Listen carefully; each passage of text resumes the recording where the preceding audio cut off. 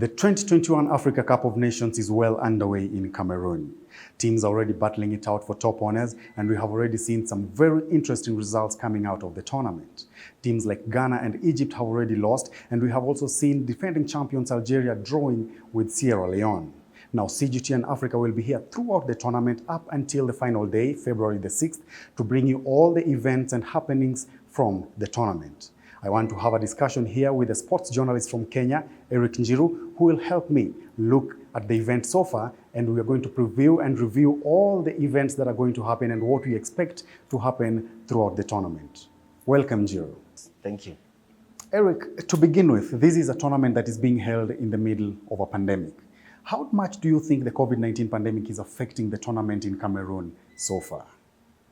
Well, if you look at this year, obviously we have COVID and stuff. I saw this week we are teams who are going to miss players because of COVID, and that affects the entire team. It affects the entire tournament. The rules say that if you can't field 11 players, you have to give a 2-0 walkover. That means there's no time to postpone or to push this tournament. Remember, this tournament was to happen, I think, last year because of COVID. It didn't happen. There was so much pressure from the guys outside to have the tournament cancelled or taken to other time. I saw the FIFA president was suggesting to take this tournament to October or November this year. But it is what it is now. We have to play it right now. So the players who are available, it's obviously different because you play with whoever is available, and it's COVID. If someone is out for the next couple of days, you can't train and you can't be much fit for a day. So it's quite different from players' perspective, but we move on. Eric, and in the build-up to this tournament, there was a lot of concern that was raised, especially by Western media, regarding AFCON being held in January and February. How much do you think this affects the tournament? One thing is that we need to be respected. The continent needs to be respected. We have to do our thing our way. Europe has to do their thing their way. Copa America's the same, and the other guys from Asia and Australia. You have to respect our calendar. AFCON has been in January and Feb since back then. Yes, we're trying to move it back to July, but now we have to go back to January and Feb because of the weather in Cameroon. But I do think it's up to the other leagues, it's up to the other federations, and obviously the continental bodies to respect other people, to respect Africa. Without these national teams, without these continental tournaments, we don't have Salah, we don't have Mane. They came from these tournaments. I do think it's a matter of knowing who plays when and who plays who. You have to plan yourself. When Jurgen Klopp is signing Mohamed Salah or Sadio Mane, he knew very well that there will be an African Cup of Nations at some point beginning of the year. Every club in the world knows that, and it's up to them. I saw Watford didn't release Emmanuel Dennis, and I saw him training on Monday evening. I mean, that's not a good thing to Nigerian fans. They need to have planned earlier and better. Same thing with other clubs like the likes of Napoli, who still have the African players. Ajax, I think they still have a Ghanaian player, but they're going to send him to Africa. So I do think it's about respecting the calendar. The reason why we play AFCON at this time of day is because most of African nations, our weather and climate is not favorable during the summer. So we have to play it at the beginning of the year. But I do think there's a way that this can be worked out.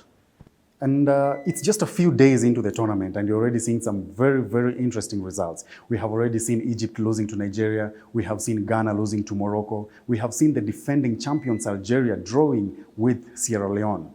How much fun do you think we're going to have throughout this tournament? Well, I do think most people would be expecting like this, the big-time players to come and turn up really big in the tournament, but it's different. This is AFCON. It's a 3-week tournament or 4 weeks. It's not so much to do with how good the player is. It's about playing as a team. If you look at Senegal when they played this week, or Ghana, they played as individual. They didn't play as a team.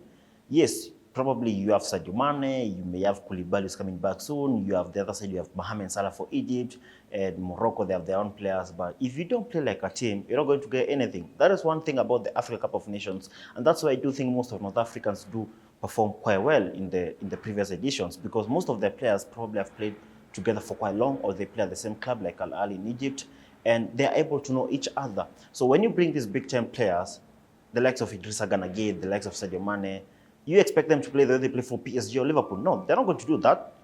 They're not like that. The system is different. The coaching is different. The competition is different. The defenders are different.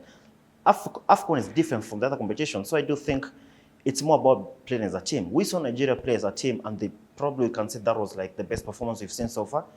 And that's because of the coaching, and be able now to play together for quite some time. Let me throw you a personal question, Eric. Who do you think has the best chance of going all the way and lifting the trophy in this edition? If we go as per what we've seen the last couple of days, we can say Nigeria have a chance to go along all the way to the final. And obviously the stats, I think Opta have suggested that Nigeria have the highest probability to go to the final and win it. And then there's the likes of Senegal, I think Cameroon and Algeria. And that's because of how we saw them play Egypt. Egypt, one of the big teams in Africa. They have the best player in the world right now. Obviously, the other teams, we can say Algeria drew the first game, but it's only one game. They can still come back and probably go as far as possible.